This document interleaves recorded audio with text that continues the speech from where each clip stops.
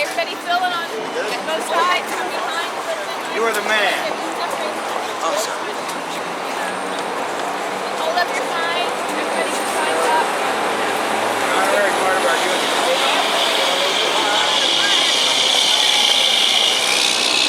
Buenos días. Good morning. My name is Rick Munoz, RICKMUNOZ, Glen over the N, Alderman 22nd Ward. And we're here today to ask a basic question, which is, what are you hiding? Over a month ago, there was a request, freedom of information request made in the mayor's office for some emails between Michael Sachs and the administration, and the administration has sent back this letter saying that it'll take too much time to redact the email. What needs to be redacted? What needs to be hidden? What are you hiding? These are public emails demanding that they be made public. First speaking is going to be Jesse Sharkey, Vice President of Chicago Teachers. Thank you, Rick. Jesse Sharkey, J-E-S-S-E, S-H-A-R-K-E-Y, and I'm the Vice President of the Chicago Teachers Union.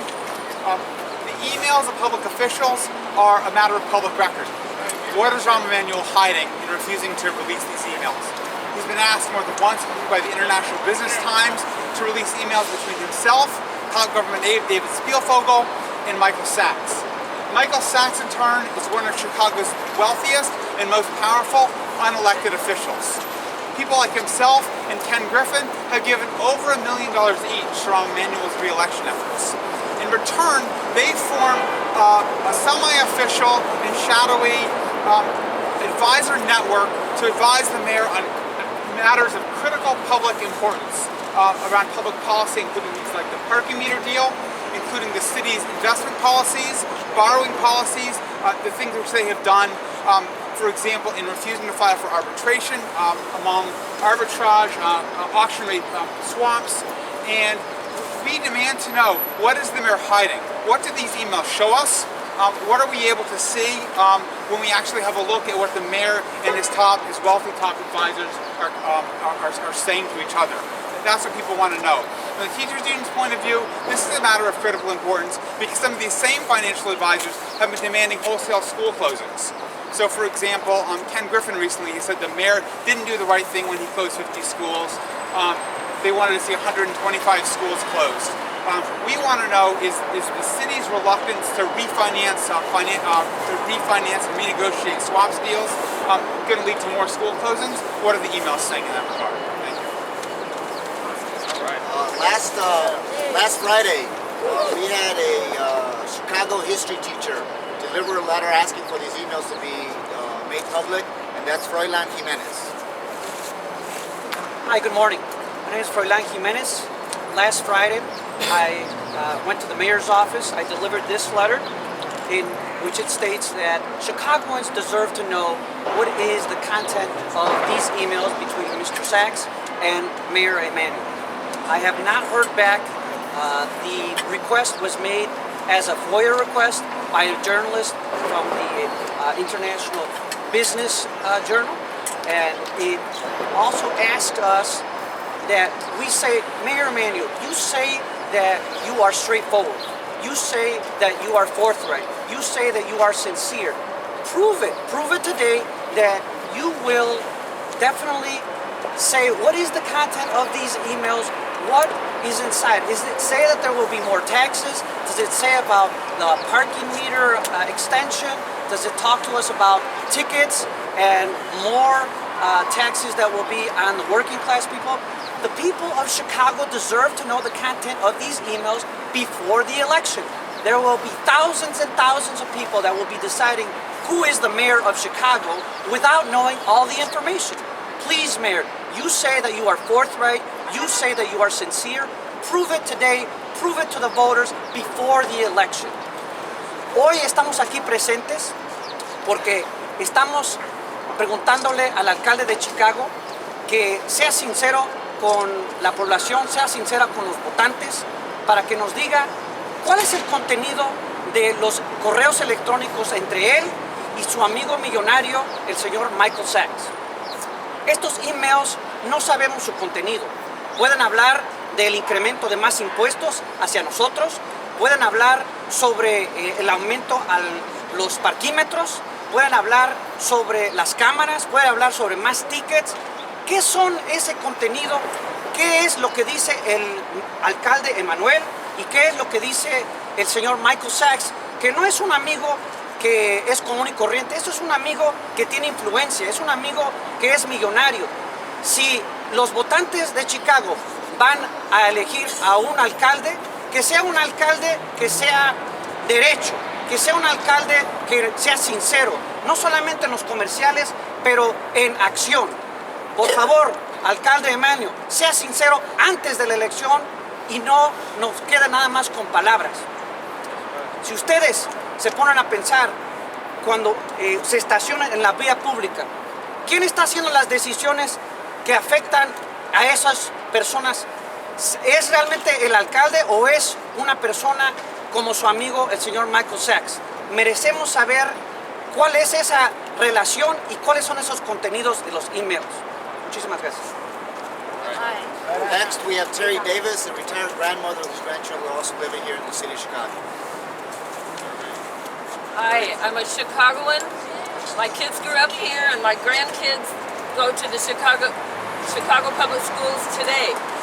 And I've seen, in the last 4 years, I've seen the schools go downhill. I'm very concerned about the future of the public schools.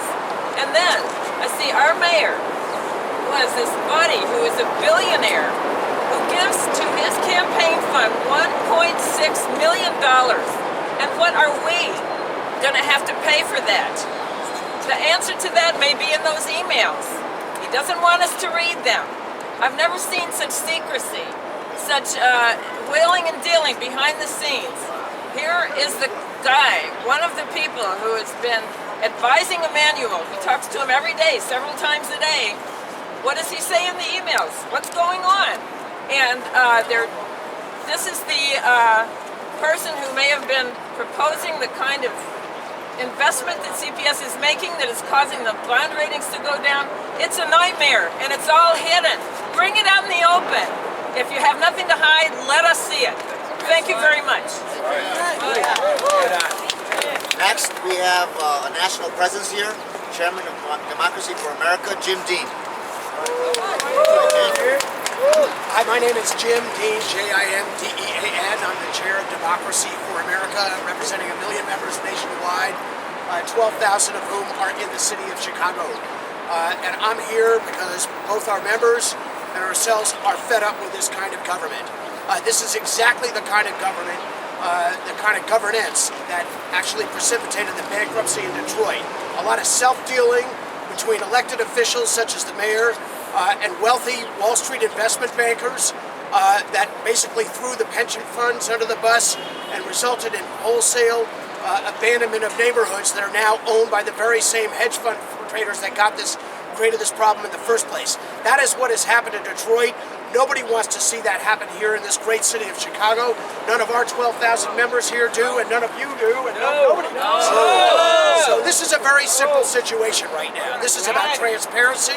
This is about a mayor who promised to do things differently than have been done in the past. And the fact of the matter is that the people in the city of Chicago have moved well beyond this kind of governance that they may have accepted 20 or 30 years ago, but do not accept any longer.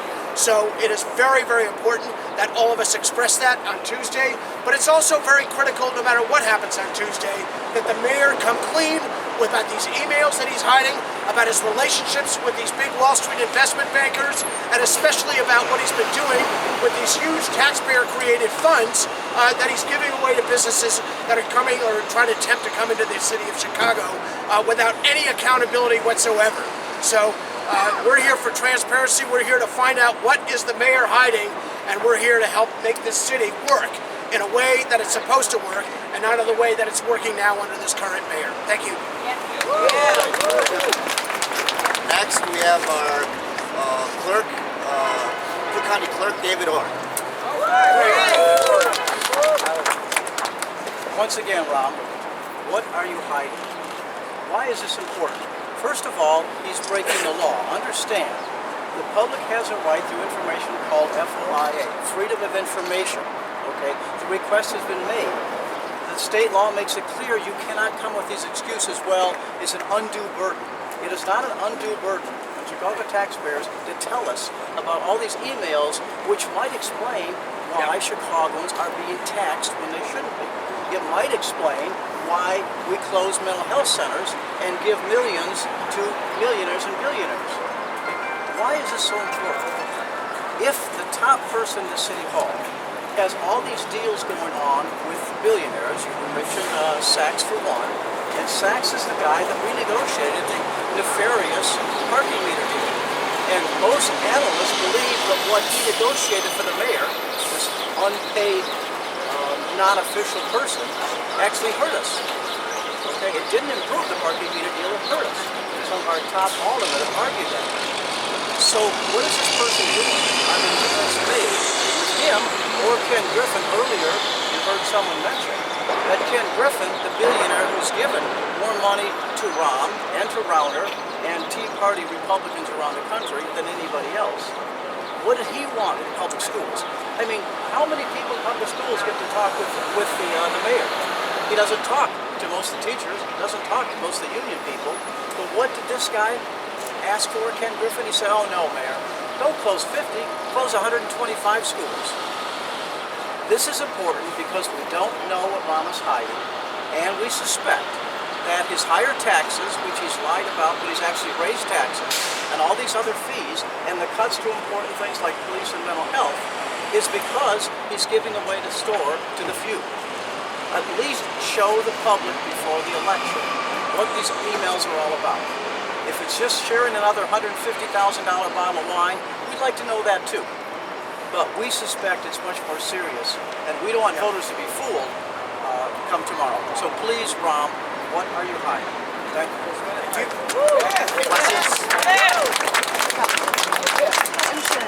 Questions? Not an answer. What do you think is in these emails? I mean, what isn't this a lot of this conjecture? I mean, how do you know that there's? The point is, it's not a question of it's conjecture. The law says the mayor can't do this, and the mayor's used to doing whatever he wants. As Chewy said in the debate, he thinks he's a king. The law says you have to disclose this. What kind of government is it if you could have 150 or whatever the exact number is, 1,545 emails of a billionaire who you put? It'd be different if he had nothing to do with what they talk about baseball and basketball.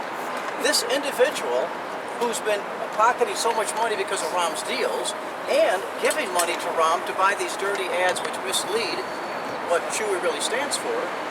But if these emails have to do with things like the bad parking meter deal or other things, that's total public information. So we don't want to just conjecture, but already he's refused to obey this law, and now he may use this the notion of redacting. Redacting means that, okay, well, he's got to take out certain words. That's all distortions. Any mayor has the right to follow the law. He's not doing it. So the question to ask is, what is he hiding? Not what we're conjecturing. We simply want to know. We have our suspicions because of the history of how Rahm has handled this city. And why do you think that? Can I ask something for sure. questions? Right now in this city, financial policy is destiny.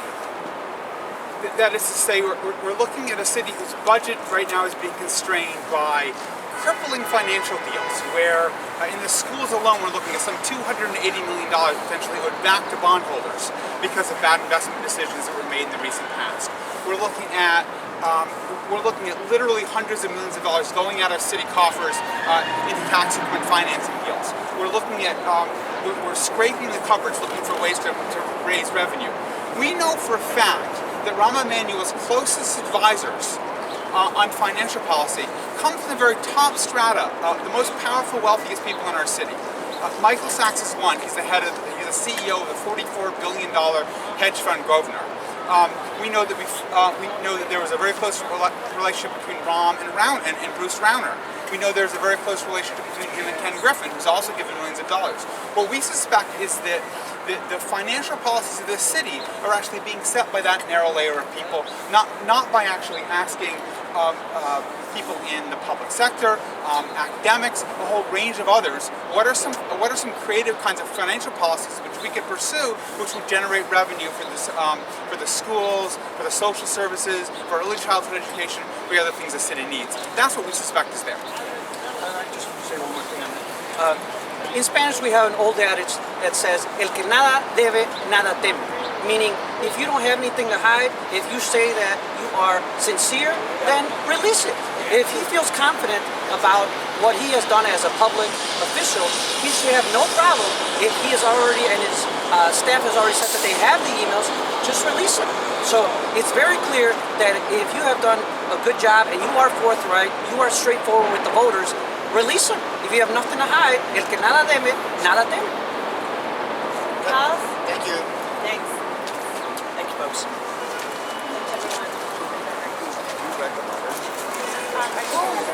Okay, it says there. No, the letter.